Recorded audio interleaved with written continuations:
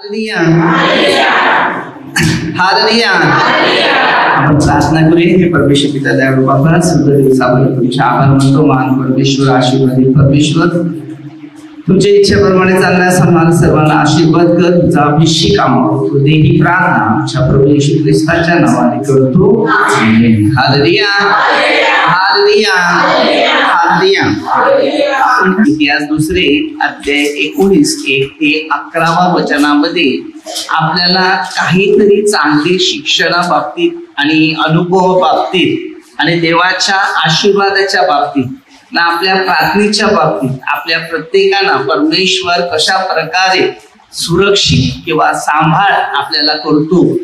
या 19 आणि 20 अध्यायामध्ये जर तुम्ही अनुभव घेतले तर बराचसा अनुभव आपल्याला पण येत असते. कारण हे शास्त्र आपल्याला अनुभव येण्यासाठी म्हणजे आपलं परिवर्तन होण्यासाठी दिलेलं आहे. Hallelujah, hallelujah.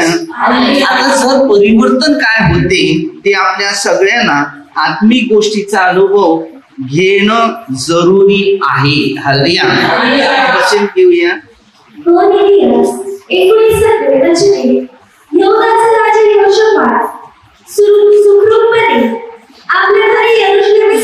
काय सांगते?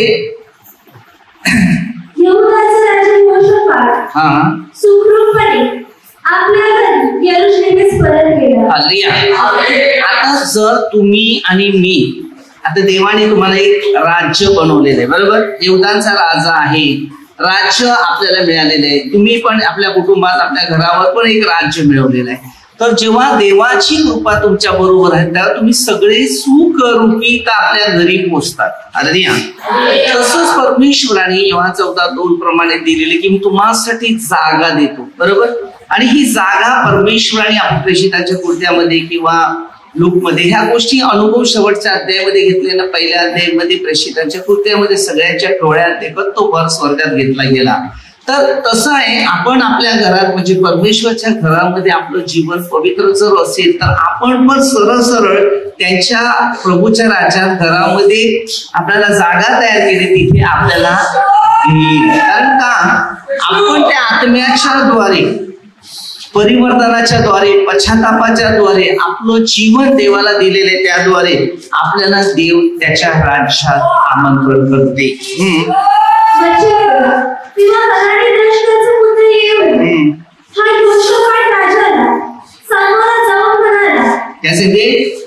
जो यहोशाफाट राजा जो आहे, बरोबर, त्याला जाऊन सांगितलं तू दुष्टांचे सहाय्य करावे व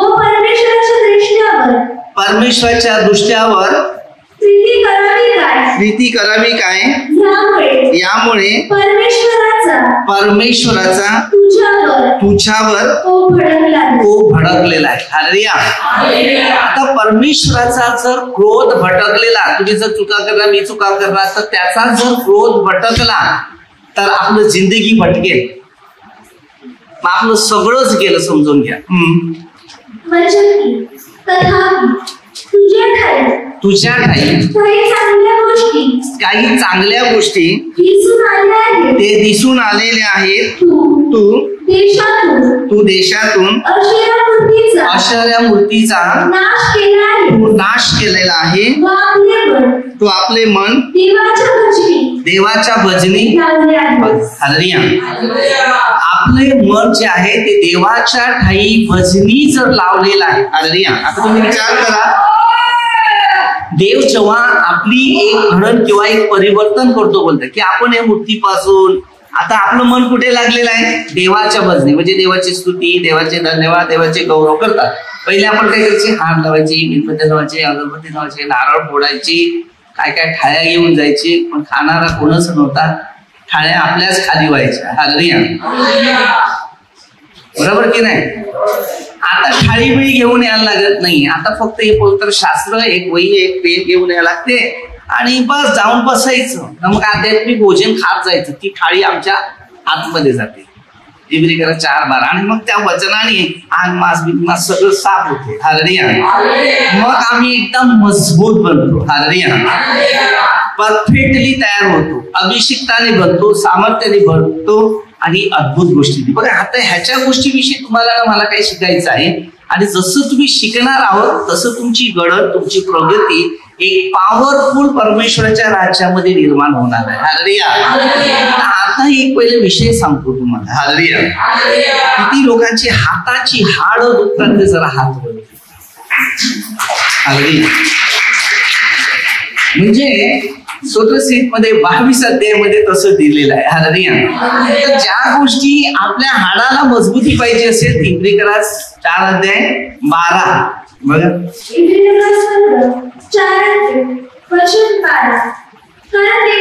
कारण देवाचे वचन सजीव सक्रिय. काय सांगते कधी कधी कोणाला पायाला काय सांगते ही सक्रिय झाले. काय तिचं नाव सक्रिय नाही दिलं ना. काय पण बोलून जातात. हालेलुया.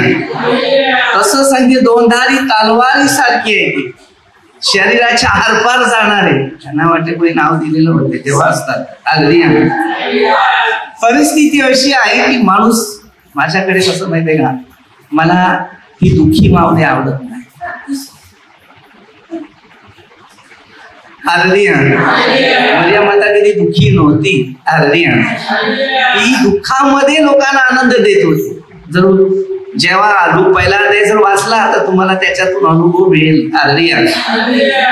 आणि दुसऱ्या अध्यायामध्ये पण तुम्हाला परमेश्वराचं राज्य तिच्यासाठी खूप महान होतं. जो देवामध्ये राहतो बघा त्याला दुःख नाहीये. आपण तुम्ही बघतात इब्रिकरात 4:12 मध्ये कसं वचन दिलेलं आहे.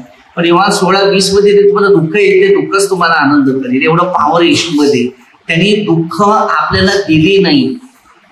कारण इब्रिकरात 12:6 दिले. ज्या शिष्यावर फटके त्याला तो चपाटी देऊन त्याला जागेवर आणतो. कशाला फटके देतो की त्यांनी येशूच्या राज्यामध्ये चालावं, बाहेर जायचं नाही. जगात गेले का फटके बसलेच.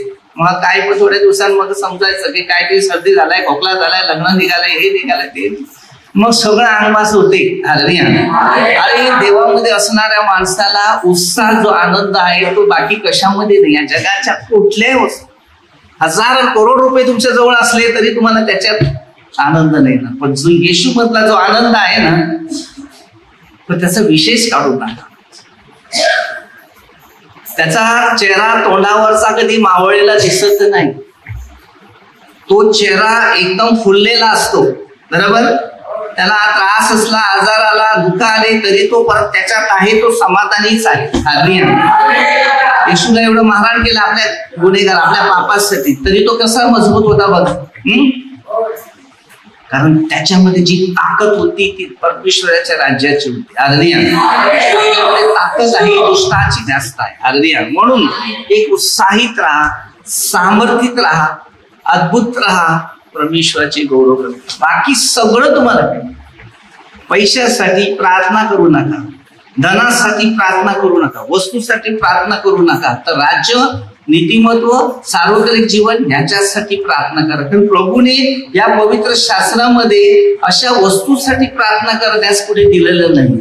तेव्हा 14:14 सांगितले माझ्या नावाने माझ्याजवळ काही मागा, स्वर्ग मागा, बरोबर, पुनरुक्ती जीवन मागा, स्वर्गाचं कार्य करण्याची शक्ती मागा, हे म्हटलेलं आहे. तुम्हाला काय वाटलं पैसा, धंदा, वस्तू नाही, हे शास्त्राचं मानणं नाही. कारण त्याने शास्त्रात असं दिलेलं आहे जो श्रीमंत आहे त्याला स्वर्गाच्या राज्यात जाणं कठीण आहे. मग आता असं कसं आहे, तुझं धन असेल तर गोरगरिबाला विकणं माझ्या मागे आहे. सगळं जकायाची पण परिस्थिती बघा. लोक 19 अध्यायामध्ये किती शास्त्राचे उदाहरणं दिलेले आहेत की आपण सगळे जेवढे प्रार्थनेला येतात ते हर एक व्यक्ती काय मागतात, मागणी मागतात. मग ते सैतानाला पक्का माहिती आहे ना, पैशाच्या मोहामध्ये गुंतवलं, वस्तूमध्ये गुंतवलं, तो राहायला. मग तू खात जा, मी मागून तुला पकडतो. कोंबडीचीच आवड आहे. हल्ली दुनिया ह्यातच आहे.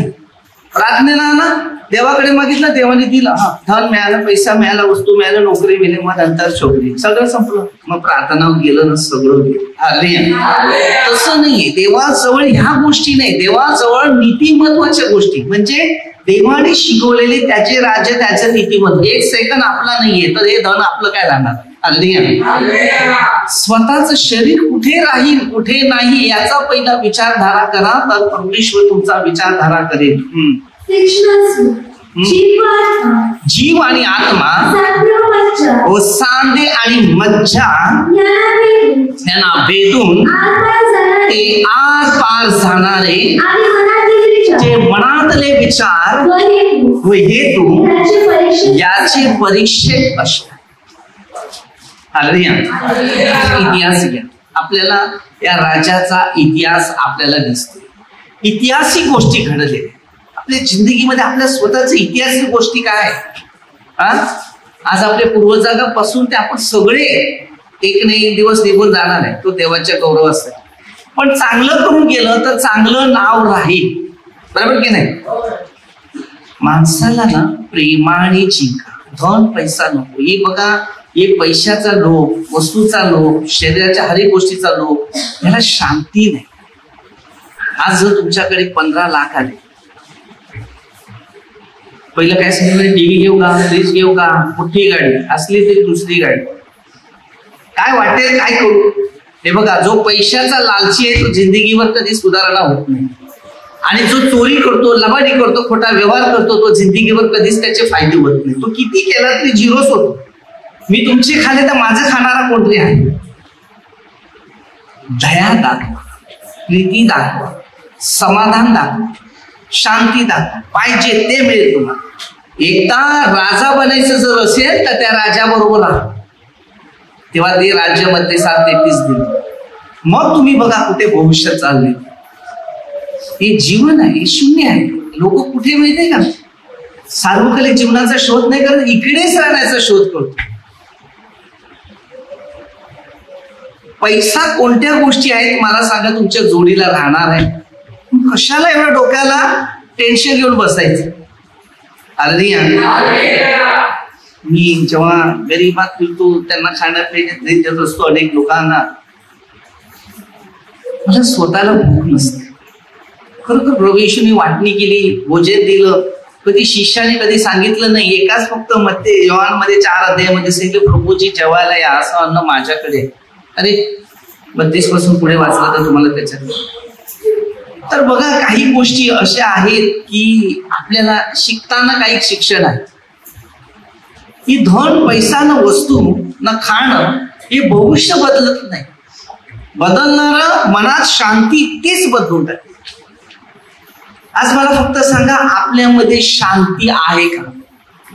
कोण व्यक्ती आहे शांती आहे? कशात शांती मिळते मला फक्त सांगा. जे देवामध्ये आहे ना ते जगात कशामध्ये मिळते. म्हणून मी नेहमी लोकांना सांगतो, ज्या दिवशी तुम्हाला देवापासून सगळं मिळणार आहे ना, त्याच दिवशी तुम्हाला सैतान आडवा. बघा, येशू ख्रिस्ताला या मरणावर विजय मिळवायचं होतं. शेवटचं भोजन होतं किंवा 13 अध्याय किंवा मध्ये 26 अध्याय. या शेवटच्या भोजनामध्ये तो बसला.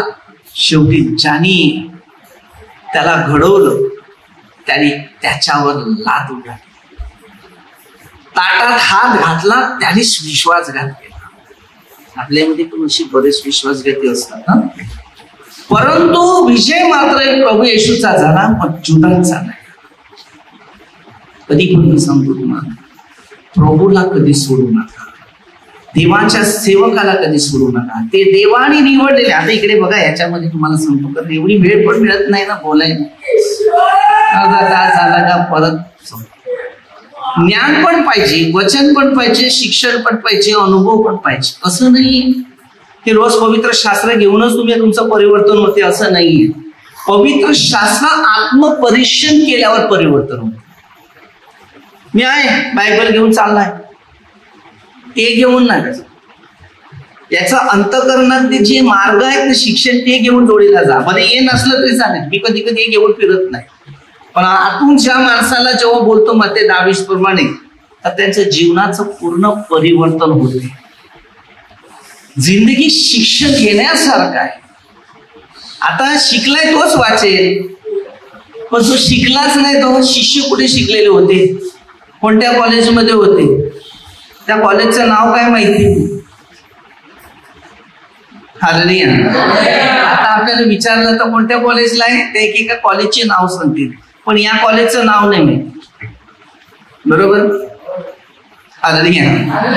हे सार्वकालिक जीवन आहे, ते फक्त कागदाचं जीवन आहे. त्या फक्त डिग्र्या घेतल्या ना, ते डिग्र्या परत घ्यायच्या का, शिकायचं ना, नेऊन परत कुठेतरी फाईलमध्ये टाकून द्यायचं. मग त्याच्यानंतर कला जी आहे ना, ती त्याचा वापर करायला लागते. मग कलाने पोट भरते, शिक्षणाने नाही पोट भरत. जे शिक्षण, ज्या जॉब त्याला कला आहे, आता हे मी एक माईक बनवतो, तर मला हे माईक बनवतं त्याचं जिचं चित्र काढून नाही मला मिळत, मी हे माईक वापरता आलं, प्रॅक्टिकल करता आलं पाहिजे. त्याच्यातून काहीतरी कनेक्शन बनवून दुसऱ्यांना पण समजलं पाहिजे. बरोबर ना. सूत्रसे 94:9 परमेश्वराने काय सांगितलं, ज्याने कान बनवला तो घडवले तो ऐकणार नाही. प्रभू येशू 5-5 हजार लोकांना सुवार्ता सांगत होता, तेव्हा कोणते माईक होते, कोणते माईक होते, कोणत्या कंपनीचे. हे हवाई माईक. मी छोटा होता ना, तुम्हाला माहिती आहे माचीसचे खोकी असतात, माचीस माहितीये ना, कांडेपेटी काय बोलतात. आता त्या मधल्या भागामध्ये होल मारायचा ना, त्याच्यामध्ये एक काडी घ्यायची लावायची आणि त्याच्यातून कॉईल घ्यायची. ट्रान्सफॉर्मर मध्ये ती कॉईल टाकतात, ती कॉईल घ्यायची आणि तिकडे लांब उभं करायचं. तू तिकडे राह, इकडे राह. मी इथून बोलला ना, तिथे त्याला आवाज जायचा. आता हे टेलिफोन दारीतूनच जाते की नाव.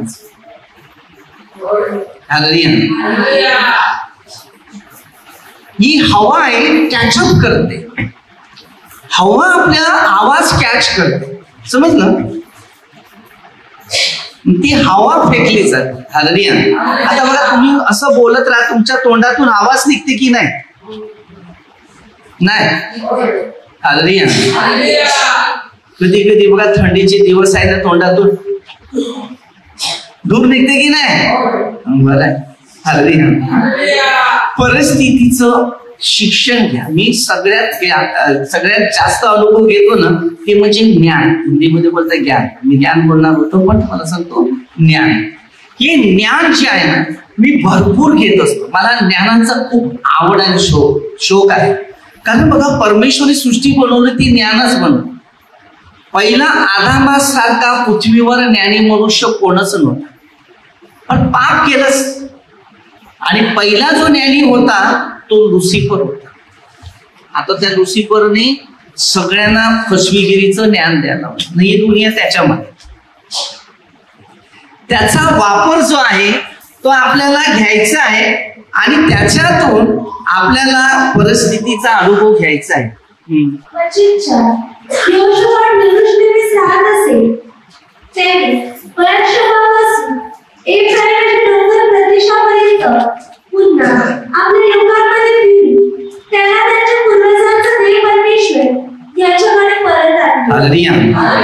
जो पूर्वजाचा जो देव आहे परमेश्वर, हालेलुया. ते पूर्वजाचा देव जो परमेश्वर काय, त्याच्याकडे परत. हालेलुया. आता जर तुम्हाला ज्या गोष्टी शिकायच्या आहेत, तर आपल्याला त्या शिक्षणाचा अनुभव घ्यायचा की आपला देव जो परमेश्वर आहे याच्याकडे परत यायचं. कारण ह्योच तुम्हाला आरोग्य, शांती, ज्ञान, बुद्धी, अनुभव देणारा फक्त आज परमेश्वर आहे. मी कितवी शिकलाय, 5वी, 2दा नपास. समजला किती. हालेलुया. कोण सांगेल याला 5वी नपास आहे 2दा नाही, का नाही सांगू शकत. कारण माझं जॉब असे आहे की त्या परमेश्वराच्या गौरवाचे. हालेलुया. त्यांनी मला खरं शिकवलं. जेव्हा मी प्रभू जवळ गेला त्याचे अनुभव घेतले आणि त्याच्याद्वारे सगळं मला ज्ञान मिळालं. आणि ह्याच ज्ञानाने मी देवाची गौरव स्तुती करत असतो. मग सगळ्यांना सांगतो काय माहितीये का, हे बघे देवाचं, कारण त्याच्याद्वारे मी शिकलेलं आहे. तोच राजा आहे. ज्या राजापासून आपण शिकले ना, त्याच राजाची नावं घ्या. हे माझ्या मम्मीचं, हे माझ्या डॅडीचं असं सांगतात की नाही. बस.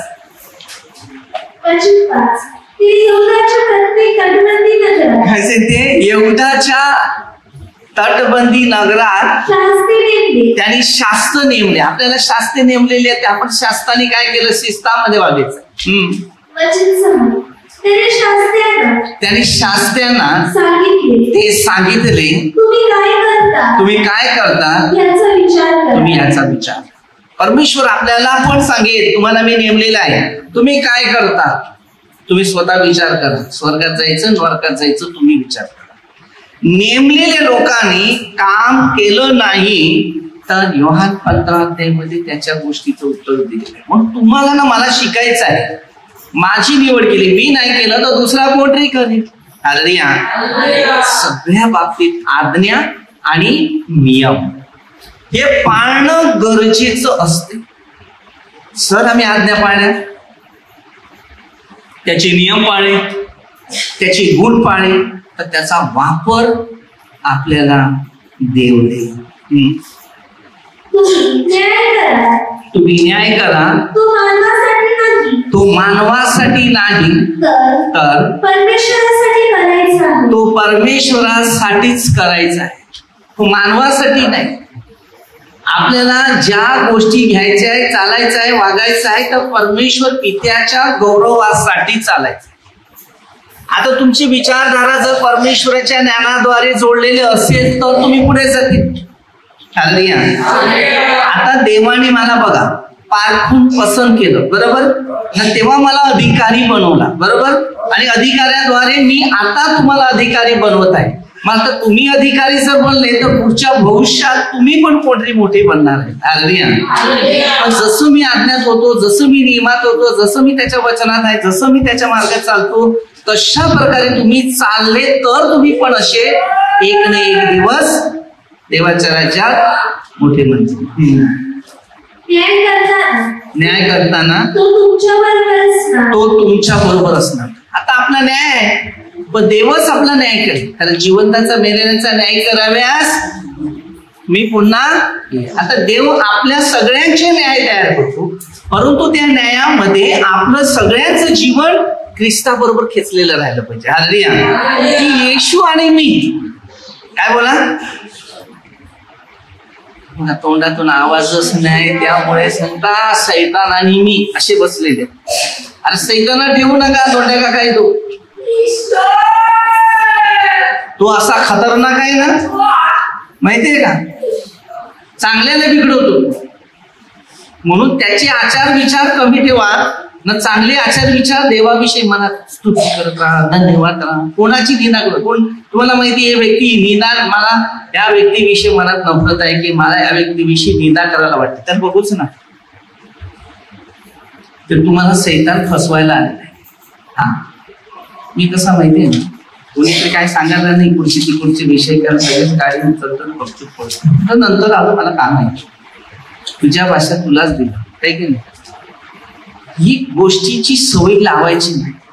एखाद्या इकडचं तिकडे, तिकडची इकडे तुम्ही जी सवय लावली ना, तर मी तुम्हाला गॅरंटी देतो प्रार्थनेचे लोक आजारी पडणार.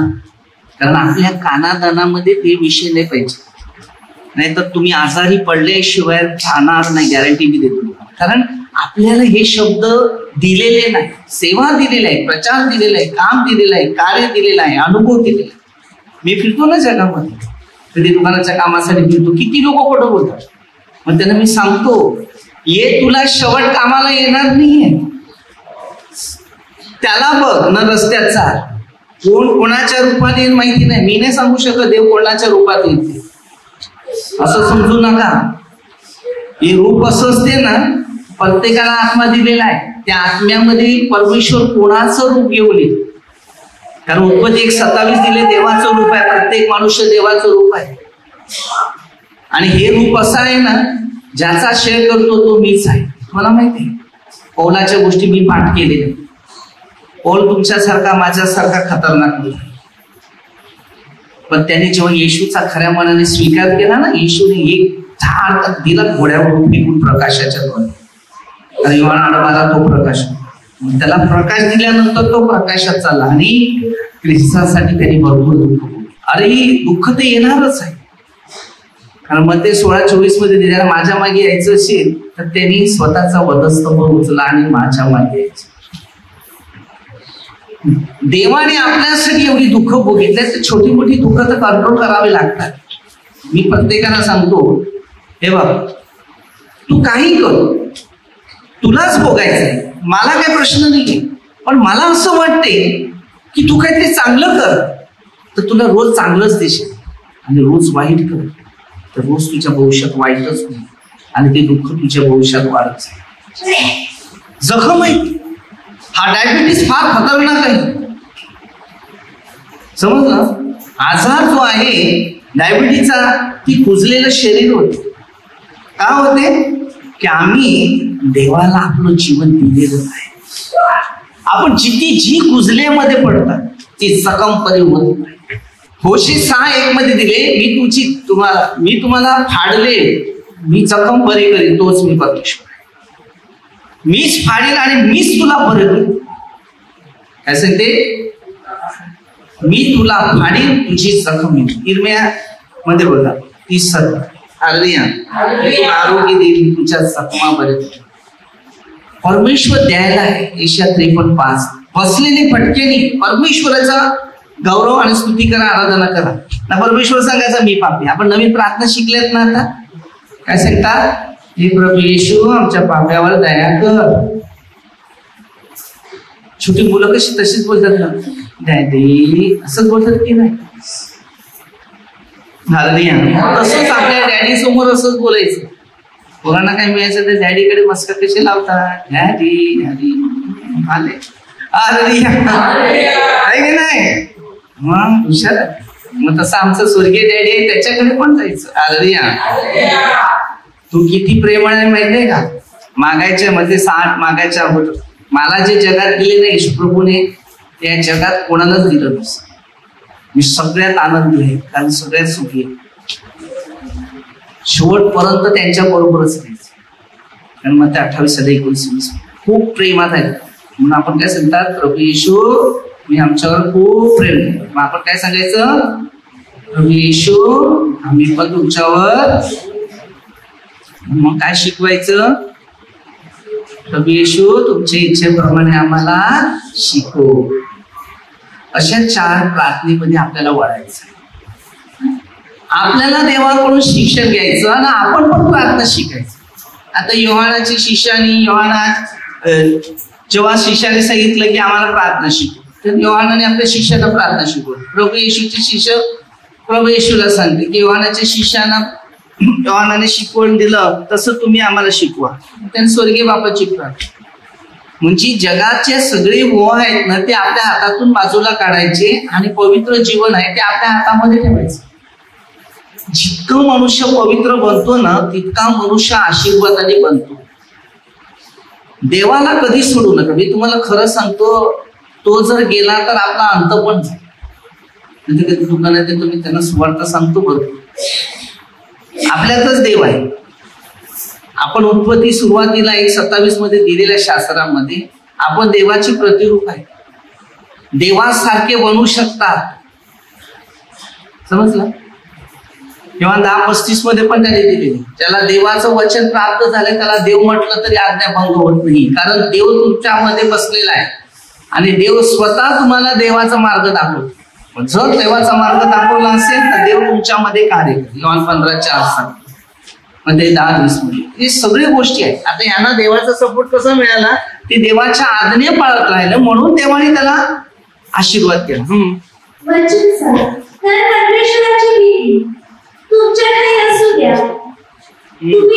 काय सांगते, परमेश्वराची भीती तुमच्या समोर असू द्या. तुम्ही कोणाला घाबरा, परमेश्वरला घाबरा, माणसाला घाबरू नका. आता मी सेवा करायला कुठे ना कुठे जातो, मी कधी असं बघत नाही की मला माणसापासून काहीतरी सताव होईल. आले ना माझ्याकडे 2-3 वेळा. जीवन आणि मरण त्याच्या हातात आहे. चांगल्या करायला भीती नाही. पेत्राच्या पत्रात 3:13 चांगल्याची आस्था बाळगतात तर तुझं वाईट कोण करतात. जर ज्या गोष्टीकडे तुमचं मन लागलेलं आध्यात्मिक गोष्टीच्या द्वारे, तर त्या गोष्टी तुमच्या प्रत्येकाला महत्वदायक आहेत. तुम्ही जे कराल ते सांभाळून करा, आपला देव परमेश्वर त्याच्याकडे काही अधर्म नाही, तो कोणाचे तोंड पाहून बघा काय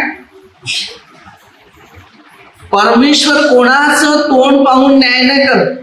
जे सरळ आहे ते सरळच बोलणार, कारण त्यांनी आपल्याला बनवले घडवले तर आपला काही नाश करेल का? पुत्र सुद्धा त्यांनी अशासाठी ठेवला की तुम्हाला काहीच टेन्शन नाही, मी माझा मुलगा पाठवतो आणि जाऊ दे मारू दे, पण तुम्हाला मारणे लागणार. काय लाच घेत नाही. देवाजवळ बघा किती कर्म केली ना एक ना एक दिवस भोगाला. कर्म सुटत नाही, हा लक्षात ठेवा. कधी पण सांगतो तुम्हाला, कर्म सुटत नाही रे. बघा येशू ख्रिस्तानी आपली कर्म घेतली, आपली लोकांची, बरोबर, त्याला भोगायला लागलं की नाही. मग स्वतः आपली पाप घेतली, आपण पश्चाताप केला तर आपण सुटतात. आपण सांगतो मला दुःख आलंय, अरे दुःख घ्या, पहिलं दुःख सवय करा. मी नेहमी लोकांना सांगतो पहिलं दुःख सहन करा. काय पहिलं काय सहन कर? दुःख. सुख नको, सुखाची सवय झाली ना, दुःख जर आलं ना तर ते कंट्रोल नाही होत. माझ्या बापाने मला ते शिक्षण मिळालं, ते देवाचे आभार मानताना आमच्या आई बाबांच्या मनात, म्हणून शेवटला त्यांची सेवा केली. कारण तेव्हा मी शिकला नसता आज मी या वेदीवर पण नसतो. आपल्याला कधी कधी वाटते आई बाप आपल्या विरुद्ध जातात, वागतात, छेळतात, मारतात, तुटतात.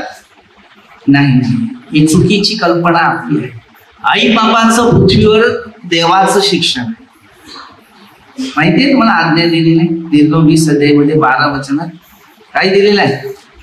आई बापाचा मान मोड. काही मुलं आई बाप ठोकतात तरी बिचारे काही बोलत नाही, असे पण. आणि खरोखर त्यातून खूप फायदे. मी जर बऱ्याच दुःखातून आलेला आहे तर मला कधी कधी मी स्वतःच विचार करतो की मला देवाने कसं या जागेवर उभं केलं. पापी पण नंबर 1, किती देवाचा हात इरमे 1:5 प्रमाणे. खरंच सांगतो तुम्हाला, हा परमेश्वर सर आपल्या जीवनात नसेल तर आपलं भविष्य कायच का. मी आमच्या स्वर्गीय बापाला ते सांगतो की बाबा तुम्ही माझ्यासाठी कितीतरी कष्टाने मेहनत केली. आम्ही जेवढी पापं करतो ना तुम्हाला आम्ही सतावतो. कधी कधी बघा आपले पोरं आई बाबाचे ऐकत नाही, आई बाबांना दुःख देतात, त्यांना टेन्शन देतात. पण आपण कधी कधी विचार करत नाही की त्यांना दुखवल्यावर आम्ही देवाला दुखवतो, त्याचा परिणाम काय होत असतो. किती बऱ्याच आयांची रिपोर्ट माझ्याकडे येतात की मुलं अजिबात आहे. मी त्यांना एकच शिकवते की त्यांना प्रार्थनेत ठेवणं, बाकी अशी आहे की नाही.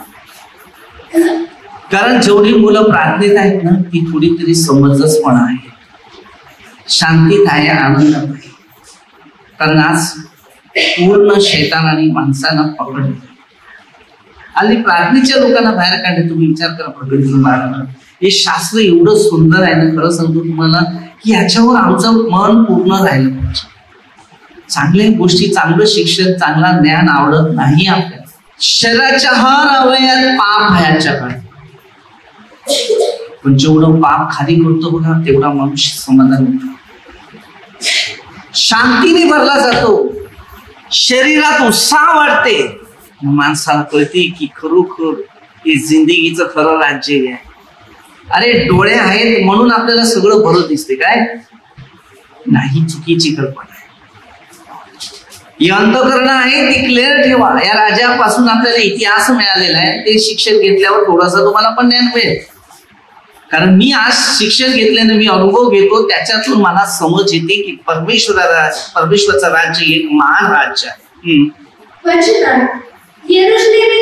यरूशलेम येथील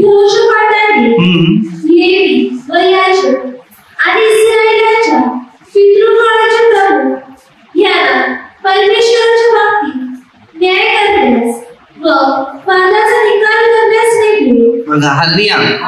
परमेश्वराच्या बाबतीत न्याय आणि काय वादाचा निकाल करण्यासाठी नेमले. हालेलुया. आता वाद चालले ना तर थोडं त्यांना तुम्ही काहीतरी त्यांना घडवा. कशाला भांडता, कशाला नफरत करता. हालेलुया. देव तुम्हाला नेमतो, तुम्ही त्यांना नेमा अशासाठी प्रीती, दया आणि शांती. मग ते यरूशलेमेत परत आले. ते यरूशलेममध्ये परत आले. त्यांनी त्याला बचावून सांगितले की परमेश्वराचे भय बाळगून, अरे परमेश्वराची भीती बाळगून खऱ्या निष्पट मनाने असे करा. तुमचे भाऊबंद काय सांगते, आपले भाऊबंद आपापल्या नगरात राहत आहे, त्यांच्यापैकी कोणाचा वाद जर तुमच्या पुढे आला तर कुणाचा असो किंवा नियमशास्त्र, आज्ञा, नियम, निर्णय यांच्या संबंधीचा असो, की तुम्ही त्याला असे बजावून सांगा की तुम्ही परमेश्वराचा अपराध करू नका, केला तर तुमच्यावर, तुमच्या बांधवावर त्याचा कोप होईल. असे करा. काय सांगते, म्हणजे तुम्हाला दोष लागणार नाही. हालेलुया. आता आपल्या शिक्षणाचा अनुभव आपल्याला घ्यायचा, आपल्याला कसं लोकांना समजावं, मार्गदर्शन करावं, घडवं. आता परमेश्वर जे शिकवतो, मार्गदर्शन करतो, त्याच पद्धतीने घेतो, तेव्हा त्यांचं जीवन बदलते. परमेश्वराविषयीच्या सर्व प्रकरणात मुख्य याजक अमर्या याला तुमच्यावर नेमले आहे. हालेलुया. आता आपल्या प्रत्येकाला जर परमेश्वराने नेमून ठेवलेलं आहे, बरोबर, तुम्हाला नेमलं तर तुमचं काम काय, ते कार्य करणं गरजेचं आहे. आणि तुम्ही जर करत नसेल तर तुम्हाला फटका बसणं गरजेचं आहे. ते काय वचन दिलं. आणि राज्यसंबंधीची सर्व प्रकरणं जेवढं मोठं सरकार फिलिस्टाईन याला तुमच्यावर नेमले आहे. आणि हे तुमच्या भित्तीच असतील. हिम्मत धरा, आपले कर्तव्य करा, परमेश्वर भल्याच्या बरोबर असणार. हालेलुया. आपण भलं करती त्याच बरोबर देव आहे. मी लोकांचं भलं करतो म्हणून देव माझ्या जोडीला. मी सगळं काय सांगायचं माहितीये लोकांना, हे सगळं देवाचं, माझं काहीच नाही. त्यानेच तर मला बनवलेलं आहे. दुसरं आपलं आहे का हुशारी मारायला. अरे आपलं काही नाहीये, हे परमेश्वराचं आहे. आणि जेव्हा तुम्ही परमेश्वराच्या नावाने चालतील तेव्हा परमेश्वर तुम्हाला त्याच नावाने चालतील. देवाविषयी अभिमान बाळगावा, वस्तूविषयी नाही. देव आमच्या जोडीत आहे. हालेलुया. सत्य मार्ग जीवन आपल्याला देवाने दिले ना, सगळ्याशी प्रीती. 15:12 मध्ये काय सांगितलं, जसं मी तुम्हाला प्रीती केली तशी तुम्ही एकमेकावर प्रीती करा, ही माझी आज्ञा आहे. आणि ह्या आज्ञेत जो चालतो तो भविष्यात काहीतरी बनतो. पण त्या आज्ञाच नसेल तर भविष्य कुठेतरी कमजोर पडलेलं तुम्हाला स्वतःलाच दिसेल. हालेलुया. तर आपण छोटीशी एक प्रार्थना करूया. हे परमेश्वर पिता दयाळू बाबा, प्रत्येक व्यक्तीला तुमचा मार्ग, तुमचं शिक्षण, तुमचे नियम, तुमच्या वेदी दाखवा. सर्व मंत्री लोक, आमदार लोक, सरपंच, सर्व पोलीस लोक, प्रभूचा आशीर्वाद, प्रभूची इच्छाप्रमाणे आपलं प्रत्येकाचं जीवन बनावं, सर्वकडे जीवन मिळावं म्हणून विशेष परमेश्वराच्या मार्गानुसार आपल्या सर्वांना त्याचा आशीर्वाद भेटा म्हणून ही प्रार्थना आम्ही आमच्या प्रभू येशू ख्रिस्ताच्या नावाने करतो. आमेन. हालेलुया.